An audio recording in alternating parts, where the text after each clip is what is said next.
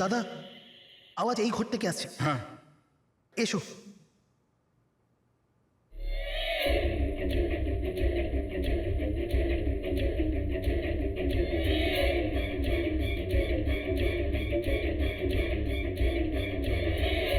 মদন বাবু,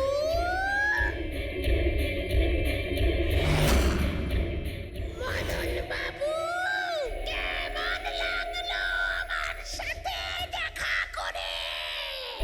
ভাবলাম মারবার আগে একবার দেখা তো করে নি। আমি বলেছিলাম না কথা বলে। স্যার, মদন দাদা সব পুতুলগুলোকে বাক্সে বন্দি করে রেখেছিল, কিন্তু কি করে জানি না এই পুতুলগুলো কোথা কোথা থেকে বেরিয়ে আসছিল। আমরা ওই বাক্সটাও দেখতে চাই, ওই রুমটাও যেখানে ওই তোমরা কাঠের পুতুলটা দেখেছিলে, সেটা কোথায়? স্যার, দুটো ঘরই উপরে স্যার। চলো দেখাও। আসুন স্যার।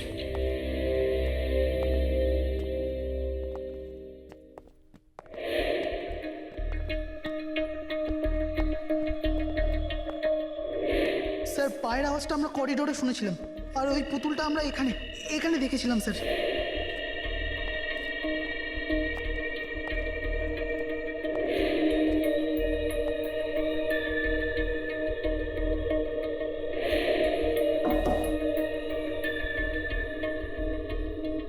আচ্ছা, এটা বলুন যে এই রুমটা এত ফাঁকা কেন?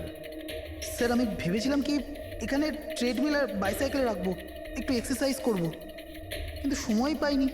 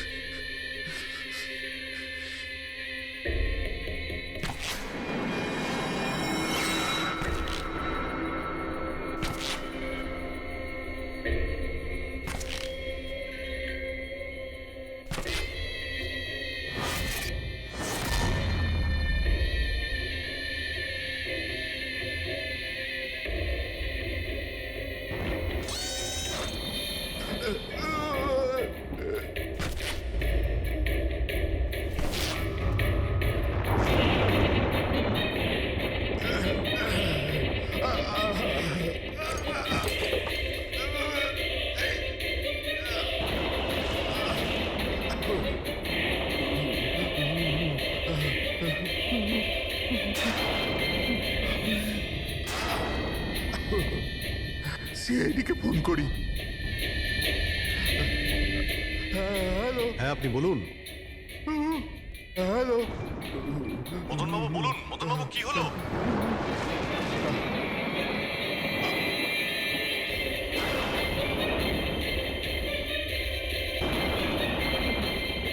না না,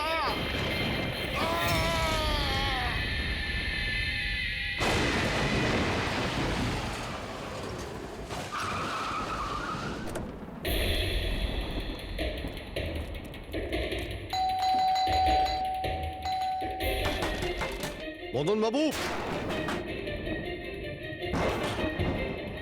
মদনবাবু, মদনবাবু, মদনবাবু,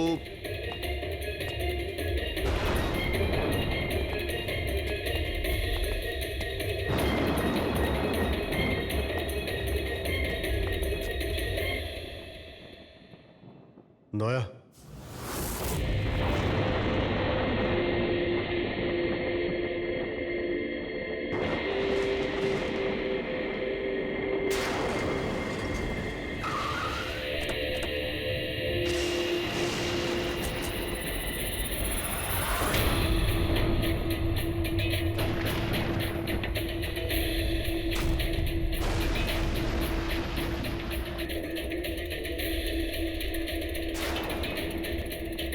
মদন বাবু, এই কে, এই কে এখানে?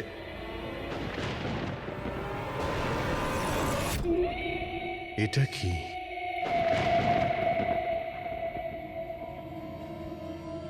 পুতুল?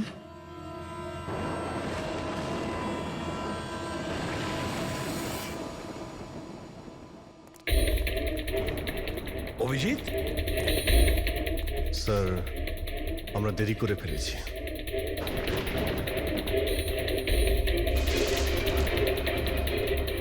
মাই গড,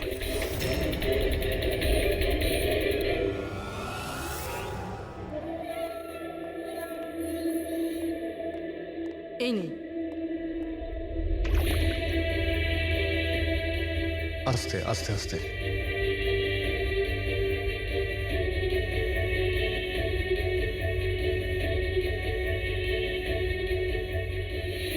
মদন বাবু, আপনি ঠিক আছেন তো?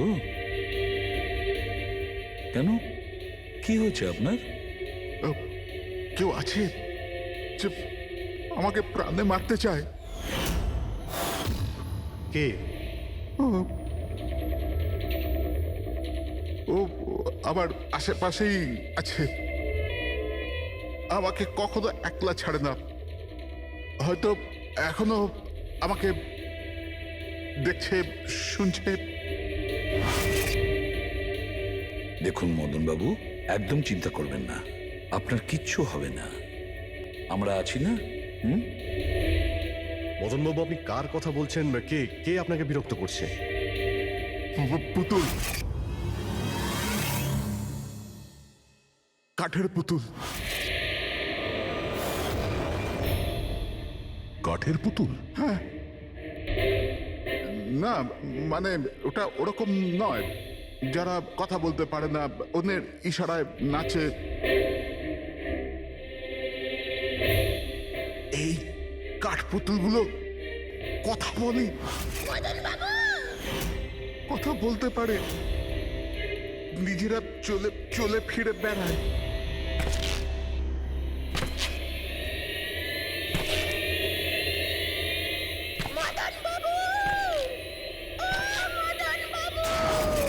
কথা বলা কাঠের পুতুল? হ্যাঁ, আমি জানতাম আপনাদের আমার কথা বিশ্বাস হবে না, কিন্তু কথাটাই এরকম যে কেউই করবে না।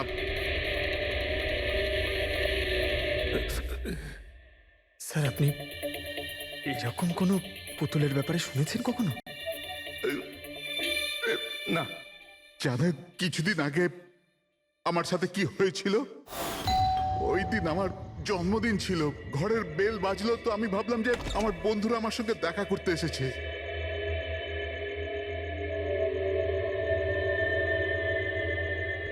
এত রাত্রে কে বেল বাজালো? অদ্ভুত তো। মদন বাবু,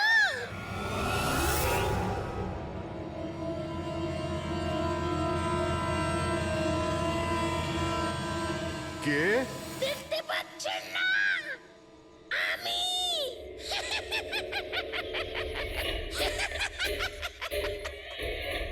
আরে আমি। এত অবাক হওয়ার প্রয়োজন নেই। জানেন কি এখানে আমি কেন এসেছি? কেন? তোমার প্রাণ নিতে। কি?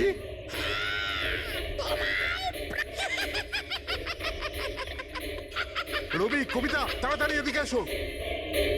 কি হয়েছে দাদা? কে?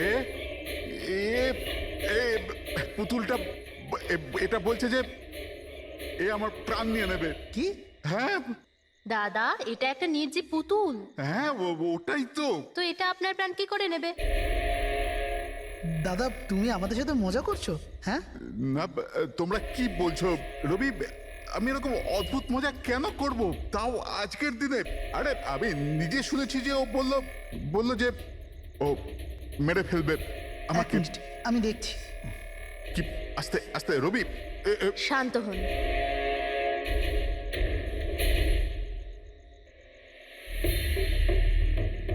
দাদা, মনে হচ্ছে তোমার সাথে কেউ মজা করেছে।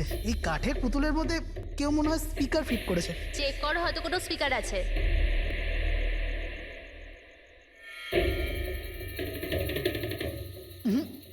না, এখানে তো কিছু নেই।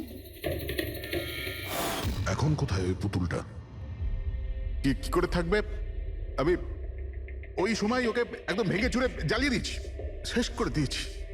হুমকি দিচ্ছিল আমাকে, ওকে আমি কিভাবে এমনি ছেড়ে দিতাম? আপনি কি সত্যিই দেখেছিলেন? হ্যাঁ, আমি মদনবাবু, এটা হতে পারে যে আপনি কোনো স্বপ্ন টপ্ন দেখেছিলেন। না, আমি দেখেছিলাম ও একলা। আমি আর একবার নয়, এরকম আমার সাথে বেশ কিছুদিন পর। আমার মনে হয় মদন বাবুকে মারার সব থেকে ভালো উপায় এই যে ওনার বুকে ছুরি ঢুকিয়ে দিয়ে। এতে তো পুরো মেঝে রক্তে খারাপ হয়ে যাবে। সবচেয়ে বেস্ট উপায় হলো মদনবাবুকে বিষ দেওয়া হোক। একটা কাজ করা যাক, কেননা ওনার গলায় টিপে দেওয়া যাক। তো আপনি বলে দিন মদনবাবু, আপনি কিভাবে আপনার মৃত্যু হওয়া পছন্দ করেন? এই, মদন বাবু কোথায় যাচ্ছেন?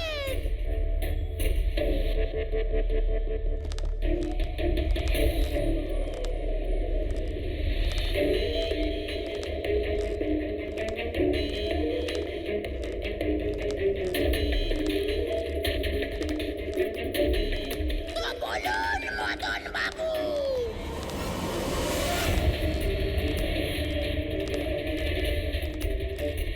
কিভাবে আপনি মরতে চান? বলুন মদন বাবু।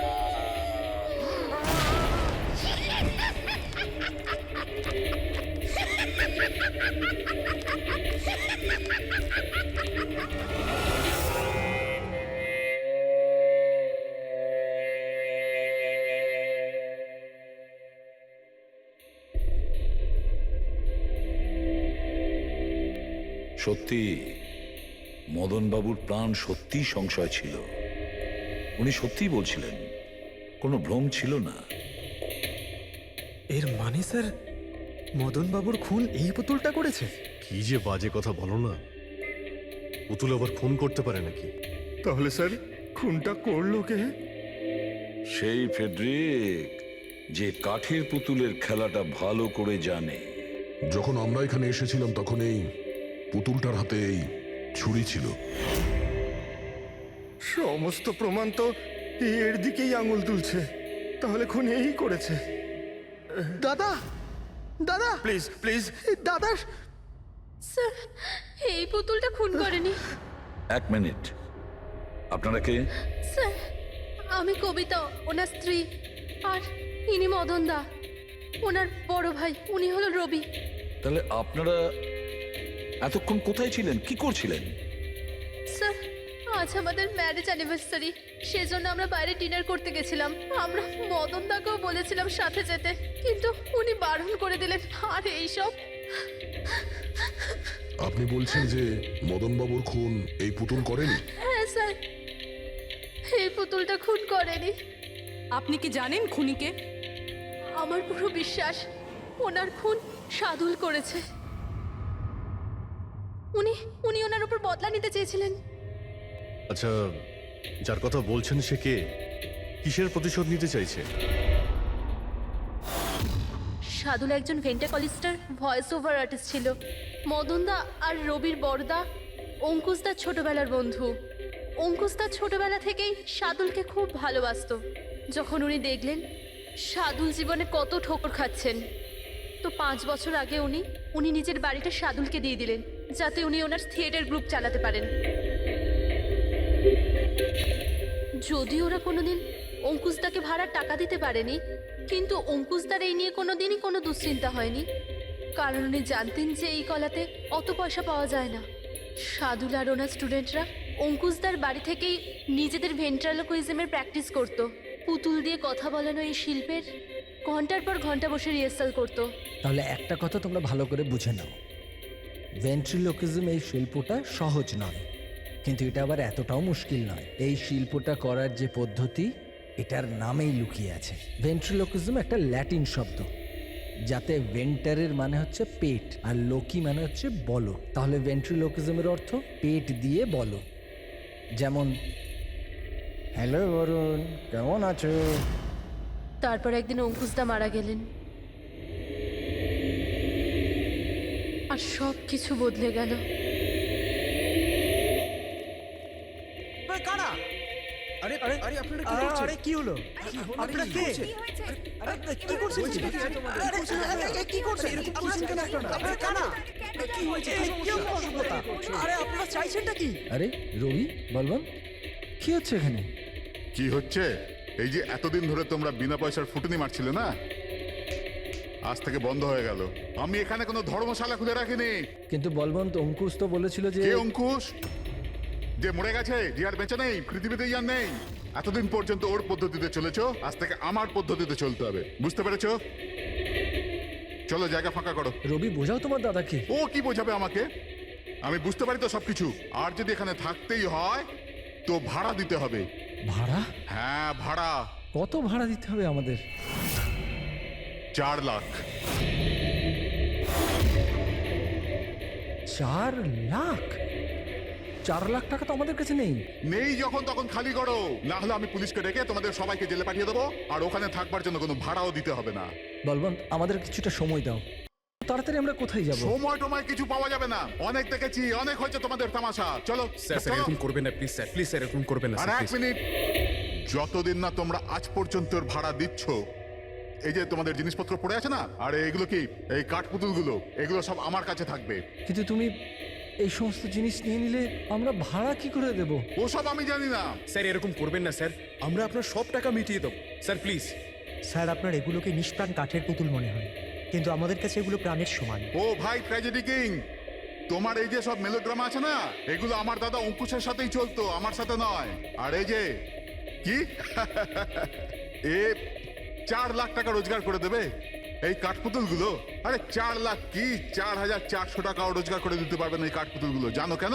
কারণ এই শিল্প শেষ হয়ে গেছে, জিরো।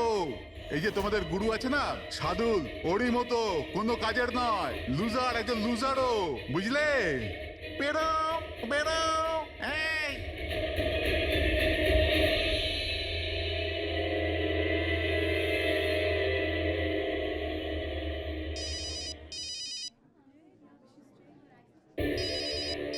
এও না। কে দাদা? আবার কে? সাদুল বারবার আমাকে এভাবে ফোন করে হুমকি দিচ্ছে। আমি দেখছি। হ্যালো। আমি আসছি তোকে মারতে। এবার তোর জীবন কিছুদিনের অতিথি মাত্র। হ্যালো দাদা, আমার মনে হয় আমাদের পুলিশ স্টেশনে যাওয়া উচিত। পুলিশ ডিপার্টমেন্টে আমি একজনকে চিনি, হয়তো ও আমাদের সাহায্য করতে পারে। হ্যাঁ দাদা, আমি এটুকু বিশ্বাস করতে পারিনি যে এই সাদুল এত বড় পাগল হবে। আমাদের পুলিশের কাছে যাওয়া উচিত। কোনো লাভ নেই। এই সাদুল নিজের মোবাইল থেকে ফোন করছে না, কোনো ল্যান্ডলাইন নাম্বার থেকে করছে। Landline number? আমি খোঁজ নিচ্ছি নাম্বারটা কোথাকার। কি? এটা কি বলছো তুমি? হ্যাঁ, ঠিক বলছি। এই নাম্বার এই হসপিটালের মর্গ রুমের। সাদুল আমাকে হসপিটালের মর্গের রুম থেকে কেন ফোন করবে? এই নাম্বার থেকে এনাদের কাছে ফোনে হুমকি দিচ্ছে। কাল রাত আর আজ সকালেও দিয়েছে। টানা 3 দিন ধরে আসছে। কে করছে এই কল? স্যার, এই ফোন দিয়ে কারোরই ফোন করবার কোনো অনুমতি নেই। আমি সারাদিন এখানেই থাকি, এই ফোন থেকে কেউ কোনো ফোন করেনি। তাহলে তুমি নিশ্চয়ই কল করেছো। স্যার, আমি কেন ফোন করব? আমি তো আপনাদের চিনিও না। হ্যাঁ, হতে পারে তুমি সাদুলের কথা করেছো। কি নাম বললেন আপনি? সাদুল। সাদুল? এই যে এ হলো সাদুল, চেনো তুমি একে? এ আপনাদের কি করে কল করবে? কেন করতে পারবে না কল?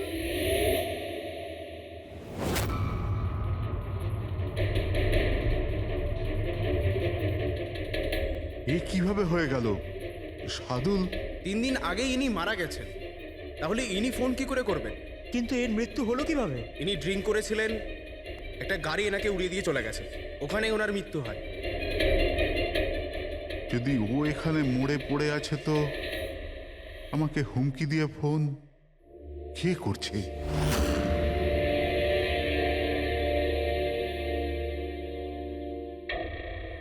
স্যার হ্যাঁ, পুলিশের রেকর্ড অনুযায়ী তো এই সবকটা কল মর্গের ল্যান্ডলাইন থেকে এসেছিল। কিন্তু মর্গেন ল্যান্ডলাইন তো কেউ ইউজই করে না, তাহলে সব কি করে? পূর্বী ভালো করে চেক করো, দেখো ব্যাপারটা কি। মনে হচ্ছে ব্যাপারটা গোলমেলে। স্যার হ্যাঁ, উনি কিচ্ছু জানতে পারবেন না, আপনি এরকম কেন বলছেন? কারণ সিআইডি স্যার জীবিত লোকেদের ধরতে পারে, আত্মাদের নয়। আর আমি জানি এটা সাদুলের আত্মাই করেছে। দেখুন, এই আত্মা বলে কিছুই হয় না। আর আপনি একজন এডুকেটেড পার্সন হয়ে এইসব বলছেন? আপনিও তো পড়াশুনো জানা, আপনি বলুন না, একটা লাশ মর্গ থেকে ফোন কি করে করতে পারে? কি করে ওই মদনদার সাথে ওই পুতুলটা কথা বলতে পারে? স্যার তাদের এটা নর্মাল মনে হচ্ছে। আপনারাও এমন কিছু ফিল করেছেন যেটা মদনবাবু করেছিলেন? হ্যাঁ স্যার। না, বাঁচাও, আমি তোমাদের ছাড়বো না। তোমরা খুব বিরক্ত করছো আমাকে। তোমাদের সবাইকে মেরে ফেলবো আমি, ছাড়বো না। দাদা, সরে যাও। না, দাদা কি হলো? এদিকে আসবে না। আরে কিন্তু দাদা, এটা কি করছো তুমি? দাদা কি? কাঠপুতুল আছে এখানে, সরে থাকো। কাঠের পুতুল? আমাকে মারতে এসেছে, আমি বলেছিলাম না। দাদা এক মিনিট দাদা, এটা কি করছো তুমি? রবি, এই এই আওয়াজটা ওপর থেকে আসছে। হ্যাঁ, কিন্তু উপরে তো কিছুই নেই, পুরো তো স্টোর রুম আছে আর একটা বন্ধ ঘর আছে। Store room? হ্যাঁ, ওই স্টোর রুমের মধ্যেই তো আমি সমস্ত কাঠপুতুলগুলো একটা বড় বাক্সের মধ্যে তালা লাগিয়ে বন্ধ করে রেখেছি। কাঠের পুতুল? ওগুলো সব বাইরে চলে এসছে কিভাবে? কি?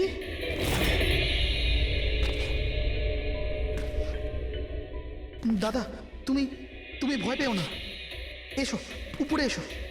রবি কিন্তু চলো আস্তে আস্তে সামলে।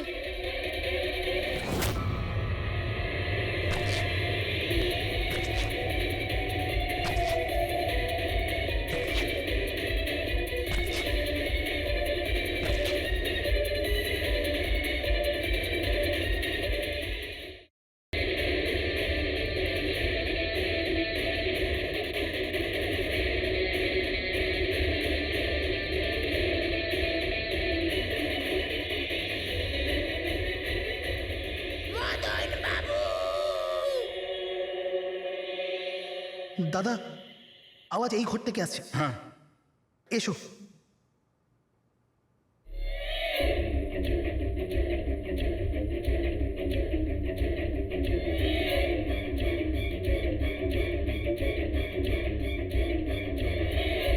মদন বাবু,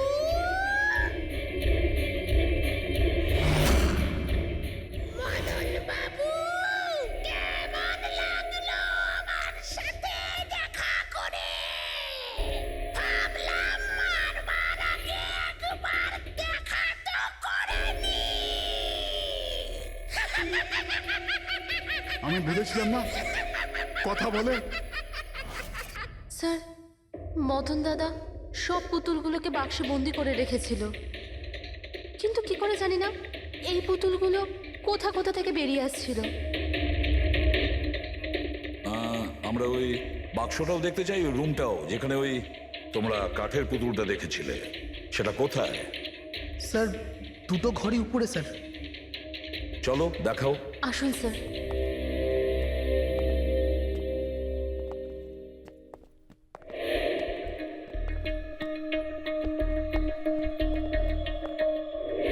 স্যার পায়ের আওয়াজটা আমরা করিডোরে শুনেছিলাম, আর ওই পুতুলটা আমরা এখানে এখানে দেখেছিলাম স্যার।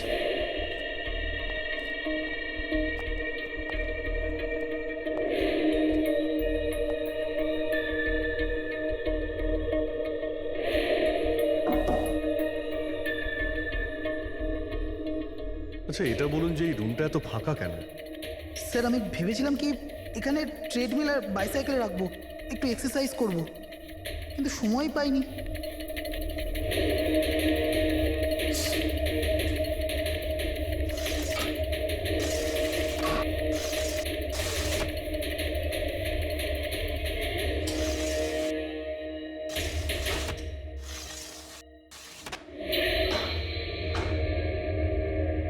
স্যার এটা তো বন্ধই হচ্ছে না।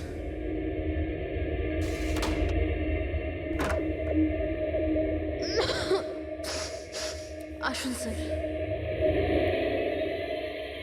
স্যার এই ওই পেটিগুলো যেখানে পুতুলগুলো বন্ধ করা আছে। একটু লাইটটা অন করবেন? হ্যাঁ।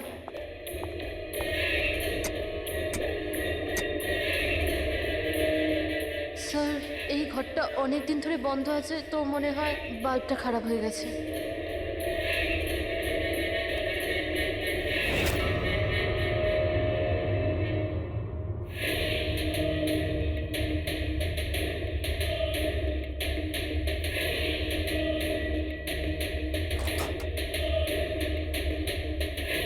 স্যার প্রত্যেকটা বক্সে তালা লাগানো আছে।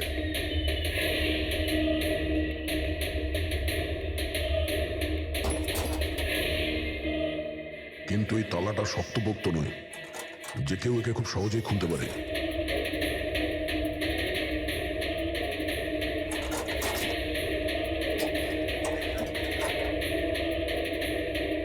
এতগুলো পুতুল,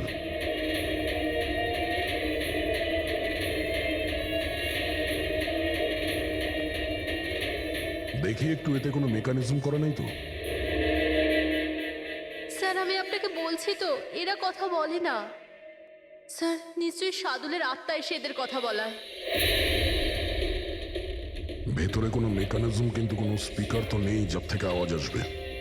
স্যার উনি কিন্তু ঠিক কথাই বলছেন, না তো কোনো মেকানিজম আছে না কোনো স্পিকার।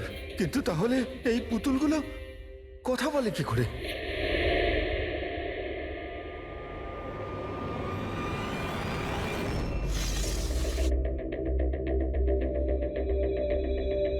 লকটা কি খারাপ? লোকটা খারাপ স্যার।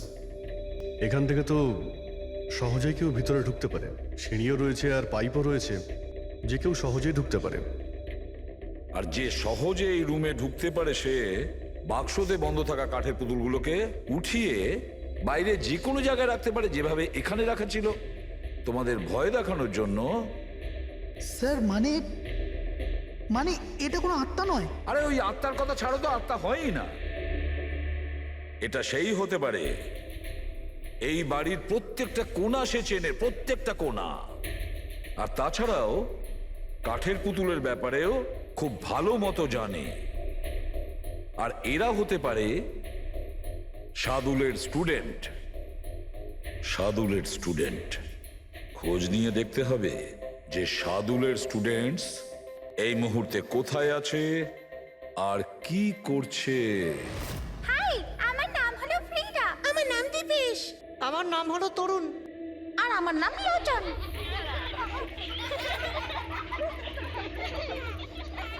আজ আমি তোমাদের একটা দারুণ গল্প শোনাতে চলেছি। না, সবসময় কেন তুমি শোনাবে গল্প? আরে তুই তো আপত্তি কিসের? হ্যাঁ হ্যাঁ ফ্রিডা, তোমার সবসময় ভালো রোল প্রয়োজন পড়ে। হ্যাঁ দীপেশ, তুমি একদম ঠিক বলেছো। পরিশ্রম আমরা করি আর ফেমাস তুমি হয়ে যাও। তোমার পুতুলও তো সেই কথাই বলছে। স্যার বুঝতে পারছি না স্যার, এটা এই পুতুলগুলো কথা বলছে কি করে? আরে পঙ্কজ, এটা একটা আর্ট, ভয়েস চেঞ্জ করার আর্ট। এটাকে বলে ভেন্ট্রিকুলিজম। একদম। কথা তো এরাই বলছে, কিন্তু মনে হয় যেন এই আওয়াজ পুতুলের মুখ থেকে বেরোচ্ছে। কিন্তু স্যার এরা কোথায় কথা বলছে আপনি দেখুন না, এদের তো ঠোঁটটা পর্যন্ত বন্ধ। দেখো আমি বলছি আমি বেস্ট। এটাই তো শিল্প পঙ্কজ, মুখ না খুলে এত পরিষ্কার কথা বলা। আওয়াজ এখানে এই পেট থেকে বেরোয়। ওই আর্টটাও এদের মতো শিল্পীরই তৈরি করা।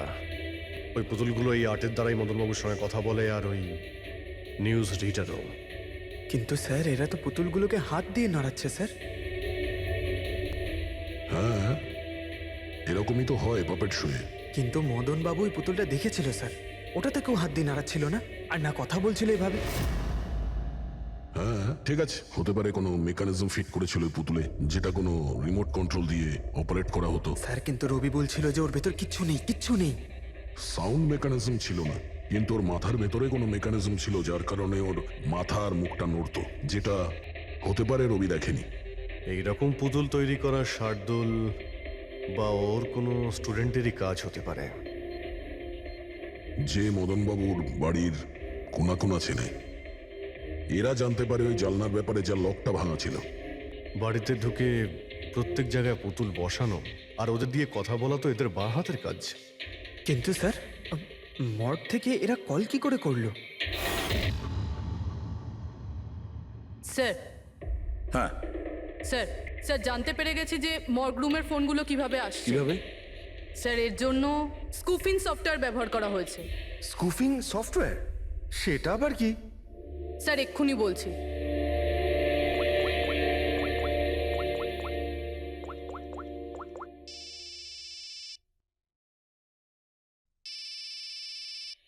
কি যন্ত্রণা!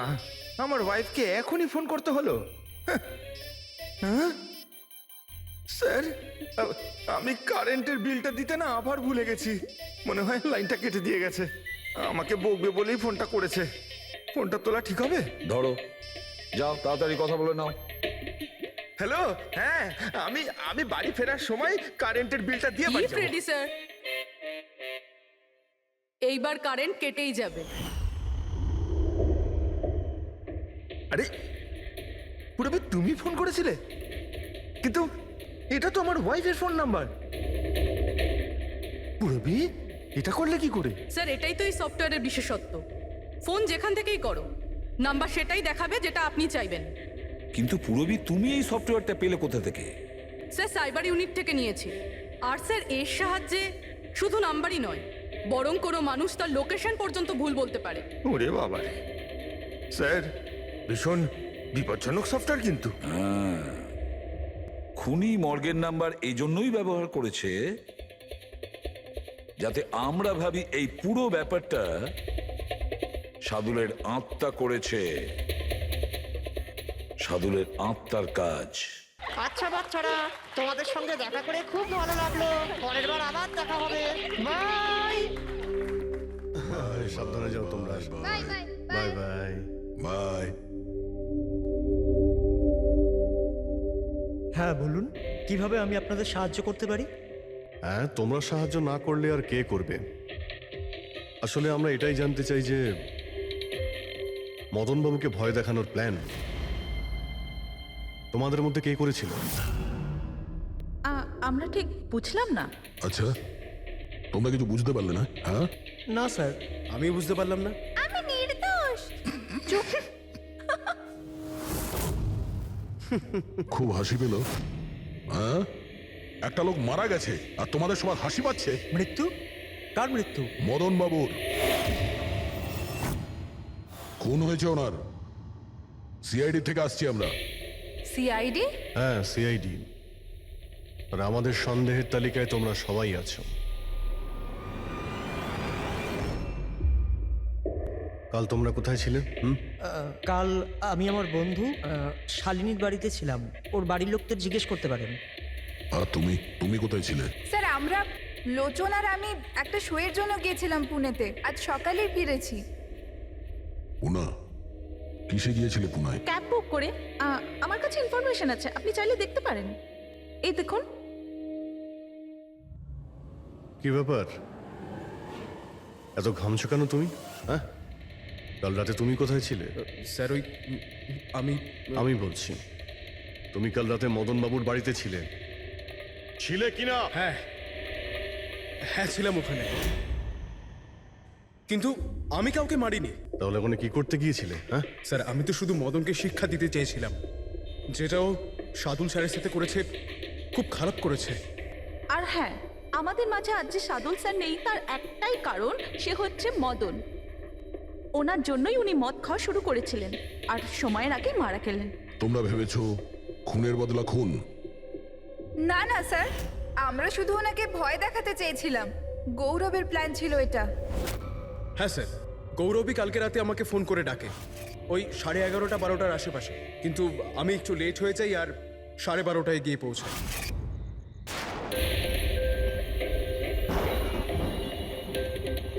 আজ তো এমনিতেই অনেক লেট হয়ে গেছি, মেরেই ফেলবে গৌরব আমাকে। চলে গেছে হয়তো ভিতরে, এবার ওকে ইশারা কি করে করবো?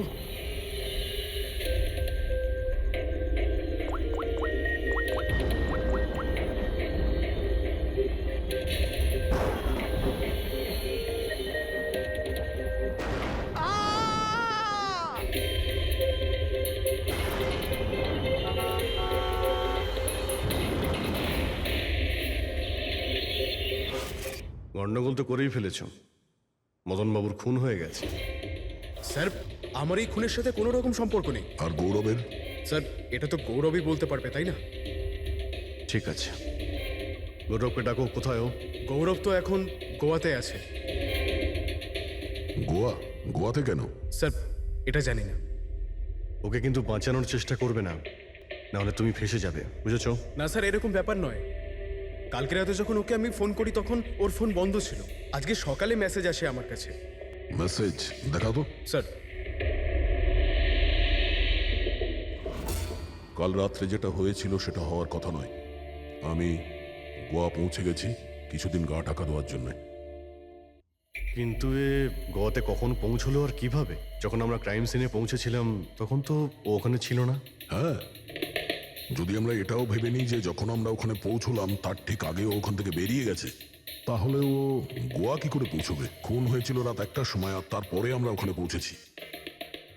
ফ্লাইট নেই গোয়া যাওয়ার জন্য।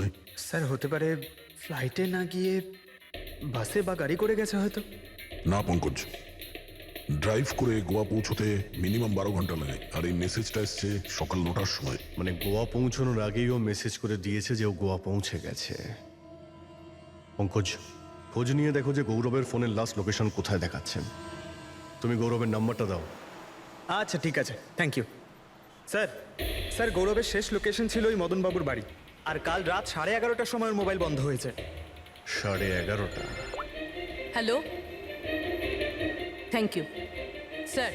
গৌরব নামের কোনো ব্যক্তি গোয়ার কোনো ফ্লাইটেই ছিল না, না আজকে সকালে না কাল রাতে। আর তাছাড়া স্যার একে কোনো এয়ারপোর্টে সিসিটিভি ফুটেজেই দেখা যায়নি। মানে আমাদের সন্দেহ একদম ঠিক, গৌরব এখানেই আছে। তাহলে ও বা অন্য কেউ ওর ফোন থেকে এই মেসেজটা পাঠিয়েছে যে ও গোয়া চলে গেছে। কিন্তু স্যার কেউ এরকমটা করবে কেন? সেটা তো আমি জানি না ফ্রেডি, কিন্তু একটা কথা আমি বুঝতে পারছি না, গৌরব তো চাইলে যে কোনো সময় মদনবাবুকে মারতে পারতো। এসব নাটক করার কি প্রয়োজন ছিল? আর ওরা চারজন এই কাঠপুতুলের খেলাটাই বা কেন খেলছিল? আর ও যদি মদনবাবুকে মেরেই থাকে তাহলে ওর চারজন বন্ধুকে কেনই বা বললো না? সন্দেহটা আমার এইখানে। এর একটাই কারণ বস, হতে পারে গৌরবকে তাড়াহুড়োতে মদনবাবুকে মারতে হচ্ছে যখন ও ধরা পড়ে যায়, আর না হলে খুনি গৌরব না অন্য কেউ। স্যার খুনি যদি অন্য কেউ হবে তাহলে এই গৌরব কোথায়? হতে পারে খুনি গৌরবকে মেরে গায়েব করে দিয়েছে, আর আমাদের সামনে এমন প্রমাণ ফেলে দিয়েছে যে আমাদের মনে হয় যে ও পালিয়ে বেড়াচ্ছে, গোয়াতে আছে ও। এই লোকটা ভাঙা রয়েছে।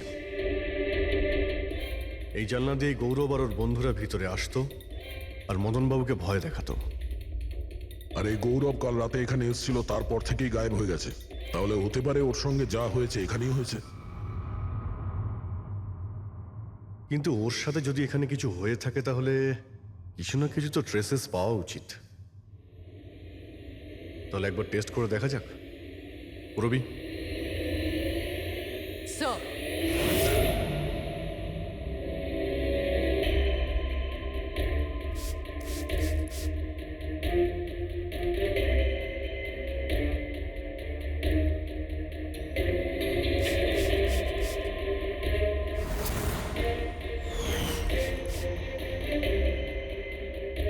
স্যার আপনার সন্দেহ ঠিক ছিল, এখানে তো রক্ত রয়েছে। ও যখন এই দরজা দিয়ে বাইরে বের হয়েছিল তখনই ওর উপরে কেউ আক্রমণ করে। স্যার এদিকে তো কোনো চিহ্নই নেই। ওদিকটা দেখো। এই যে স্যার, ওখানেও দেখো।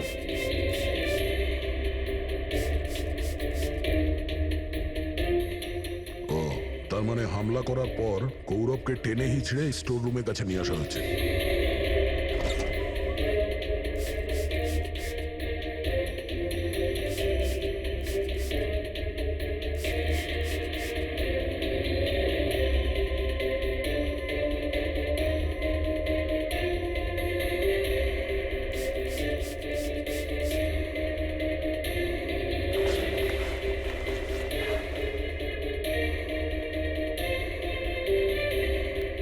রক্তের দাগ তো এতটা অবধি রয়েছে, তার মানে গৌরবকে এখানেই।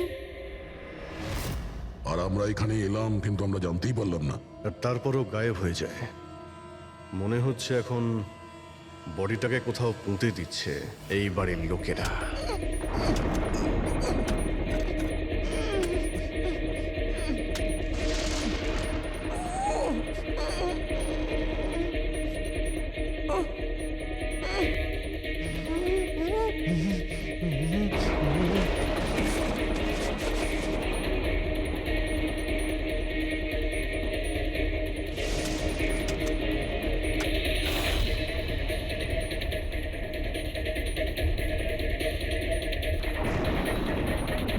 সিআইডি?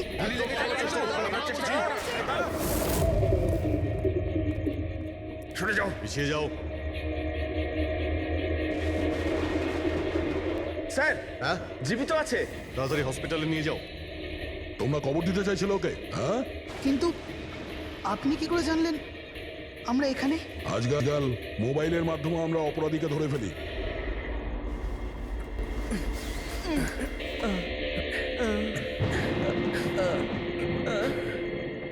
চলো তাড়াতাড়ি নিয়ে যাও ওকে। চলে এসো।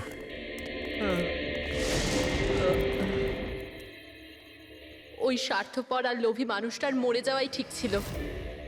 অঙ্কুশদা মারা যাওয়ার পর মদনদা নিজেই সব প্রপার্টি দখল করতে চেয়েছিল। আমরা কি পেতাম? লবণঙ্গা। আমরা এই প্ল্যানটা তখন বানালাম যখন বাড়িতেও ওই কাঠপুতুলের ঘটনাগুলো ঘটছিল। আমরা জানতাম স্যার কোনো আত্মা টাত্মার চক্কর নয়।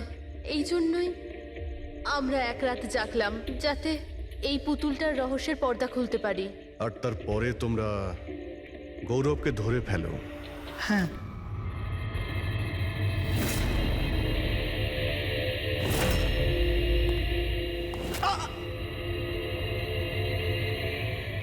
গৌরবের থেকে সব সত্যিটা জানার পর আমরা ভাবলাম যে ওর ওই কাঠপুতুলের খেলার সুযোগ নিয়ে আমরা আমরা মদন দাদাকে মারতে পারি। আর সেই কারণে গৌরবের ওপর হামলা করে ওকে বাক্সে ঢুকিয়ে দিয়েছো, আর তারপর মদনবাবুকে খুন করে আমাদের বোকা বানাতে চেষ্টা করেছো। আর এটা দেখাতে চেয়েছিলে যে খুন পুতুল করেছে, হ্যাঁ? আমরা জানতাম যে সিআইডি কখনোই আত্মাদের গল্প আর পুতুলদের খেলার উপর বিশ্বাস করবে না। আর আপনারা সোজা সন্দেহ করবেন সাধুলের স্টুডেন্টদের, বিশেষ করে গৌরবের ওপর।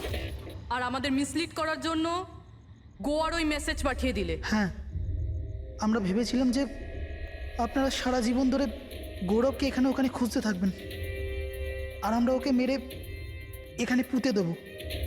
টাকার জন্য তোমরা নিজের দাদাকে মেরে ফেলেছো। কি করবে এই টাকা নিয়ে? আর না এখন এই টাকা তোমাদের জেলে যাওয়ার থেকে বাঁচাতে পারবে, আর না ফাঁসির দড়ি থেকে।